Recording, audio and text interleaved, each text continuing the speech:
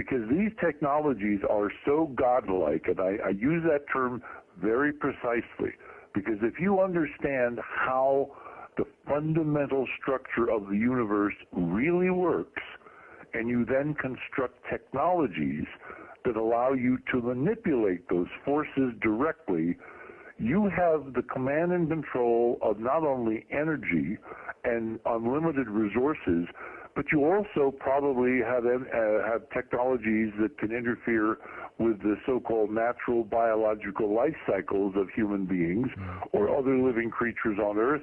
And lifespans can be extended probably thousands or even maybe tens of thousands of years because of the ability to repair entropic breakdown of DNA and you know, the ends of DNA, those telomeres is what they're called, which seem to control our aging, et cetera, et cetera, et cetera. So this breakaway civilization, if Dolan and I and Joseph and Lavenda and Timothy and others are correct, there is almost no way to realistically calibrate how far ahead of us they are. I would say, using our crude historical rule of thumb, they could be 1,000 years ahead of us by now, even though it's only 50 years. Now, think about that. I mean, just think about that. If you have a group of fanatic, dedicated Nazis with their perspective on the rest of human beings, humanity on Earth, where they consider most of humanity, which is not white and blonde-haired, to be basically a primitive, inferior species, how would a civilization imbued with technological capabilities that allow them to, at some level, even move planets, let me repeat that, to actually move celestial objects? Because remember, this allows you to negate inertia and gravity and control the forces of gravity so you could set up your own orbits, et cetera, et cetera. If those types of capabilities are in the hands of Nazis, like we've seen in all those movies, I mean, we are in deep, deep trouble.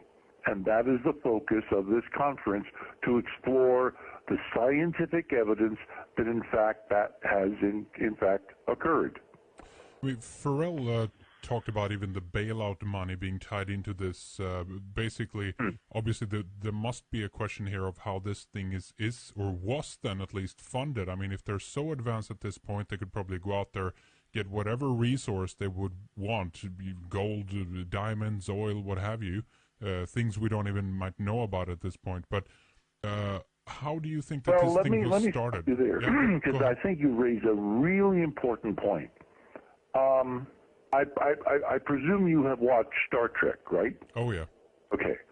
Gene Roddenberry, my dear departed friend, created this amazing vision of a human race living and working together and encountering alien species and living and working together with them in the so-called Federation of Planets, right? And from time to time, they will have scripts or story arcs where people who are still primitive like us, meaning that they are dealing with limited resources, limited energy, limited environment, living space, etc., encounter representatives of the Federation. And it was Gene's great pride to talk about how at that point in time we will have bypassed the concept of money, of possession, of big stuff, not personal stuff, but big stuff. And the reason is just what you said. If you can tap the real forces of the universe, if you can provide access through some technological means to unlimited pollutionless energy in whatever form you desire, be it coherent like electricity, radio technology, radio waves, lasers, whatever, or incoherent like heat, just to keep yourself warm, and that allows you then to manipulate the resources of an entire solar system, or, and this is probably going to raise some eyebrows, to create matter out of nothing, out of empty space itself, out of the ether, which I have seen experiments that demonstrate that that's possible with this physics, then you don't need money.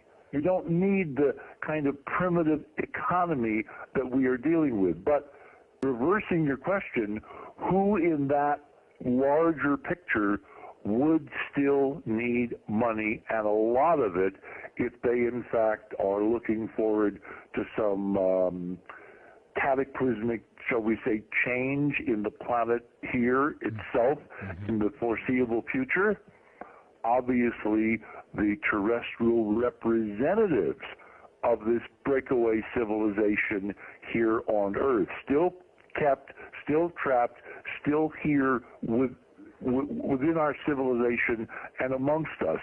And if you wanted to identify a class of people that would describe, I think I'm describing the banksters. I think describing the people who run the world, because they do control the money of our primitive economy and society. And so all these trillions of dollars that are going into some black hole, because it's certainly not going into what it's being purported that they were being, taken from taxpayers to be used for. I think that is a stash or a secret fund or a basically pirate treasure that these rip-off artists are taking from the rest of us, so they can somehow carve out their own separate civilization when push comes to shove, and these other guys decide that they no longer need 6 billion of us on planet Earth. And that time appears to be approaching from the circumstantial evidence we're seeing, given the rate at which things are accelerating in the financial markets, in terms of global geology, in terms of very bizarre anomalies taking place around the Earth. So I think not only are we looking at a secret space program, but we're probably looking now at a secret space war being fought between those on Earth who are trying to maintain their position and those out there who have finally decided that if we continue along our present track, we will become a competition for them, and they cannot allow that. They cannot, afford to have that happen, and so they are taking steps to basically quarantine us here on Earth. And I believe that the evidence will support that they are using this extraordinary technology for some demonstrations of the awful power they possess in terms of blackmailing governments on this planet to do their bidding, to stay home and not become competitors. See, it's a very interesting point. I want to, ask you about the representatives here as well. I mean, the Nazis always comes up as the arch villain, it seems like, and I don't think a lot of people would agree that many of the banksters that you mentioned are kind of Aryan Germans at this point. Hang on. Yeah. We know from Levenda's work, we know from Dolan, we know from Joseph Farrell, that in fact the banksters bankrolled the Nazis. They created the Nazis. They during the 20s and 30s and 40s, they were the ones who were totally behind them. What I think we might be seeing is an expression from an old movie now, when thieves fall out. Because I believe what they did not understand is that they were pawns too. They thought they were the masters of the universe. And they've now found out, to their extraordinary shock and surprise, that they're as much victims and in prison here. I mean, we have an American author. I don't know whether you ever had him on your show. His name is Alex Jones, and he runs a website called prisonplanet.com. Sure. I think Alex Jones has absolutely got it correct. We are on, if this model is accurate, a prison planet, and someone now is trying to keep us from breaking out. But who, again, if we go back to this idea, and this is the difficult part here, who is the elite, and also what is the ideology behind them? Because I believe, just as you said, I think that the Nazis were set up in order to fulfill the agenda of somebody much higher, if you will, up on this hierarchy, on this ladder of things. So what if we go into this aspect of talking about some of the motives here, the philosophy that is driving this? I mean, if it's only and solely was a Nazi agenda, then at this point, if the point here was to eradicate as many people as possible, why wouldn't they have done so already? If we look at it from that point of view, and if it's not Nazis at the ultimate, tip of this pyramid, who is doing this, Richard? Who's behind it?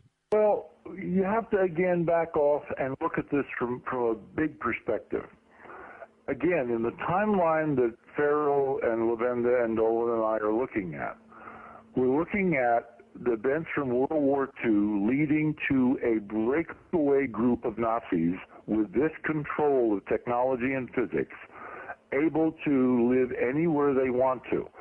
But it's a relatively tiny group of people to start with. Now, you can live anywhere you want to, but is anywhere you want to as nice as Earth? Remember, in the entire solar system, the only planet where you can walk on beaches and look at sunsets and admire aurora and basically live as, we have been living for thousands of years without technology is here. So even if you command these extraordinary forces, you cannot remake entire planets within, let's say, 60 years. So Earth is still the place that you probably want to, if not live, at least vacation. And to do that, you need the accommodation of various governments so that you have some kind of modus vivendi where you leave them alone and they leave you alone. I mean, 6 billion people working day and night produce a lot of stuff that whoever is running the show, even from off planet, could probably benefit from. It's not so much that the Nazis were out to exterminate everybody. They were out to exterminate certain competing groups. Remember, like the Masons, who had the same occult ideas that the Nazis did, and then, of course, they were competitors, so they had to be eliminated.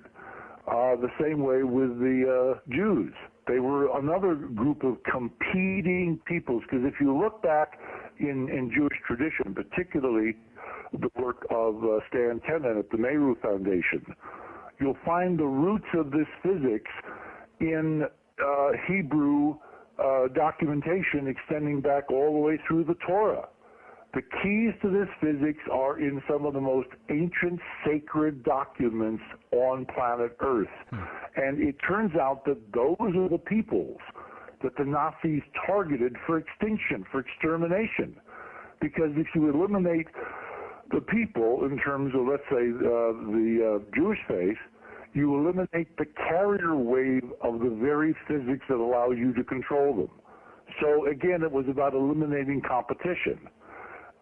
Ultimately, I don't believe that this group is out to destroy 6 billion people on the Earth. I think you're going to let nature try to do that because the physics of the planet itself is changing in a cyclic pattern. And we can see that in various records, like from the U.S. Geological Survey, which shows us that earthquakes and volcanoes and major geological disturbances have been on a monotonic increase for the last several decades. Well, our physics model predicts, in fact, when you look at the solar system, when you look at NASA data, you see planetary changes all over the solar system, which I think are part of a huge natural cycle of this physics, which has to do with alignments, where planets are relative to the center of the galaxy, et cetera, et cetera, et cetera. So we're looking at very long time cycles. But you also probably have technologies that can interfere with the so-called natural biological life cycles of human beings or other living creatures on Earth. And lifespans can be extended probably thousands or even maybe tens of thousands of years because of the ability to repair entropic breakdown of DNA and the ends of DNA, those because these technologies are so godlike, and I use that term very precisely, because if you understand how the fundamental structure of the universe really works, and you then construct technologies that allow you to manipulate those forces directly, you have the command and control of not only energy and unlimited resources. They could be 1,000 years ahead of us by now, even though it's only 50 years. Now, think about that. I mean, just think about that.